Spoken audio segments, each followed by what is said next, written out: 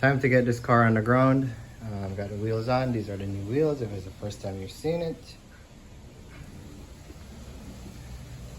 And no questions about the wheels. Just appreciate them. Digging the gold. So now, gotta get that side down. It's pretty low. I think I might have to bring the front up a little bit, but I want to at least get it on the ground and see what's going on. So here goes.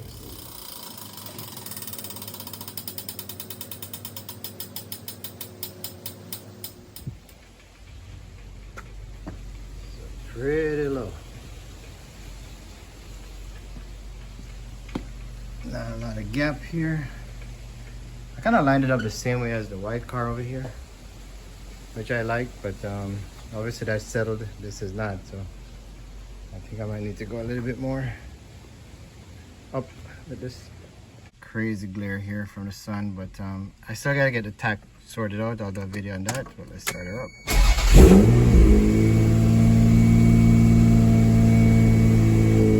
Taking you guys along for this ride here, bringing it down on the floors for the first time since December. I think I'm just gonna roll it off this ramps here. So let's see, I think that should work. Take my time. Start her up.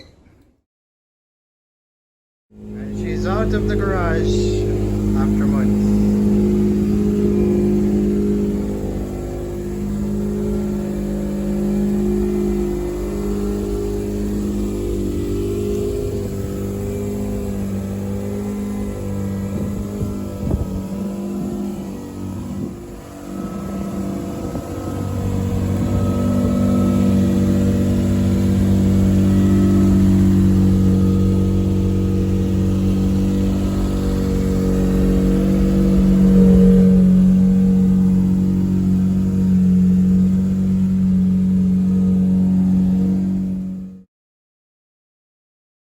Well, I drove it out and turned it around, so that's a good thing. I did have to lift the front a little bit because it was way too low. It was actually touching the fenders, and I think it's still too low, but certainly looks good. But anyways, right now I'm set up to bleed the coolant. So got one line attached to the radiator here. These are lines that are supplied with an MR2. The other one is to the heater core over there.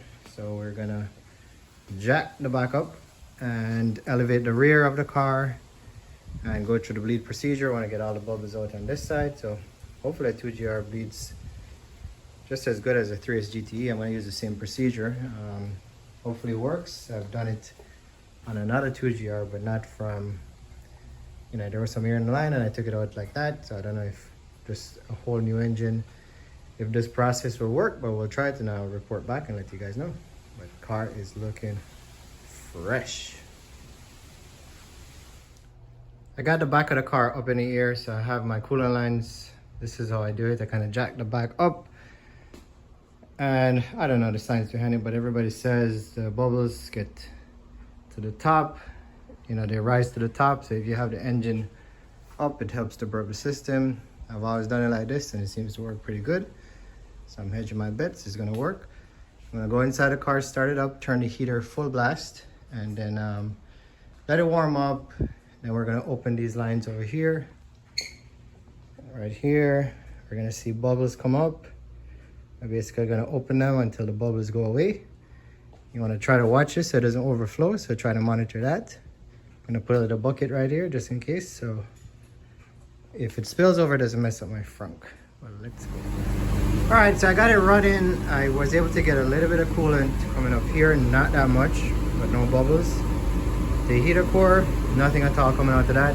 And I've heard where, you know, Ty from TCS says sometimes nothing comes out there. So I don't know, but I got it wide open and nothing coming, so I guess that is blocked. So far, hasn't gone up in temperature. That's where we're idling. It's been about 20 minutes already. I had a bunch of bubbles coming up here, but so far they're recited. So I don't know, temperature is pretty good right here. So I think I'm gonna stop in a second, let it run another 10 minutes, see what happens. And I think we're good, but you gotta drive it obviously and see what happens. So I did get a code P505 idle air control system. So I cleared it, it went away, but I don't know. We'll have to figure it out. But you know, again, work out the kinks. It's running good. It sounds really nice now. It sounds like sounds exactly what a 2GR sounds like from my experience. Really cleaned up, so happy so far. Finally got some action out of this hose, so no bubbles. I think we're good. A little bit out of here, a bit more out of here. Temperature remains good. Fans are kicking in. Bubbles are diminishing back here, so looking good, boys and girls. The moment I've been waiting for. The car is bled. It is ready to go on the road. I'm gonna take it for a drive. It's nice and cool outside. Great here in Miami. So yep, let's take her out and see how well she drives, and hopefully I get back home safely, no issues, and have her parked up.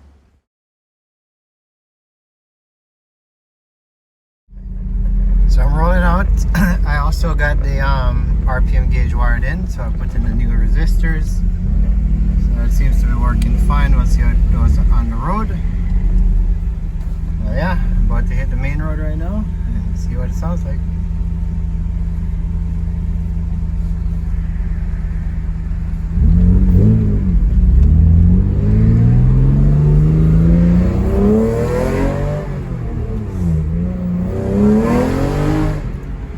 Whoa, that thing just went sideways. Damn, this thing got power.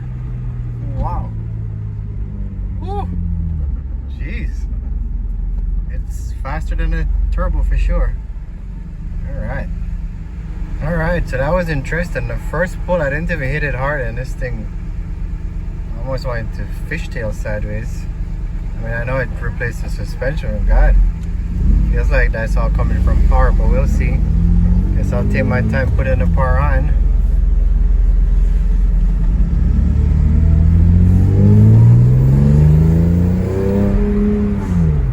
Wow, man, torque for days.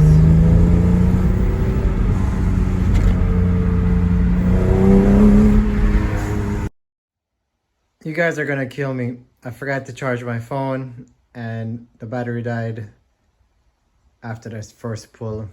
So I apologize, but man, this thing pulls hard. I gotta get the suspension tweaked up. I mean, this suspension has to be right to handle this power. It is very impressive. A lot of torque with the 5S transmission, I can tell you that much. I did develop a little coolant leak. So right here, let's see if you can see that. Right there, that heater core line, if you guys recall, if you followed, that line was all mangled up, so I had a little drip right there. I adjusted the clamp and it seemed to have stopped, so I don't know, I gotta drive it again and see what happens. But besides that, drove fine, didn't see any leaks. Fuel system is good. So just that little coolant leak. But man, this thing is a beast. Oh my God. So anyways, apologies, phone battery died, but it's back home.